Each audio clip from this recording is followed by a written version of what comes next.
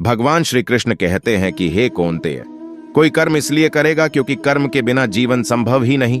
कुछ तो करोगे ही, या तो भोजन करोगे, या तो भूखे को भोजन खिलाओगे, या युद्ध करोगे, या युद्ध नहीं भी करोगे। तुम्हारे पास तो यही विकल्प है कि तुम क्या करो या न करो, परंतु परिणाम तुम्हारे वश में नहीं है। यदि तुम विजय चाहो भी तो ये आवश्यक नहीं कि विजय तुम्हारी ही होगी, तुम्हारी पराजय भी हो सकती है। किंतु यदि तुम विजय से मोहित नहीं होंगे तो पराजय से भी नहीं घबराओगे। यदि तुम यह सोचो कि चाहे विजय हो या पराजय, किंतु तुम तो इसलिए युद्ध कर रहे हो क्योंकि युद्ध करना तुम्हारा कर्तव्य है, तो विजय के सुख या पराजय के दुख का प्रश्न ही नहीं उठता। और जो ना विजय से सुखी हो और ना पराजय से दुखी हो, वही सिद्ध प्रज्ञ है। इसलिए हे पार्थ, कर्म के प्रतिफल की चेष्टा न करो। तुम तो केवल वही करो जो तुम्हारे वश में है, अर्थात अपने धर्म का पालन करो। यही कर्म योग है।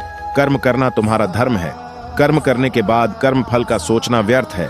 इसलिए निष्काम कर्म करो। कर्म का परिणाम तुम्हारे वश में नहीं है।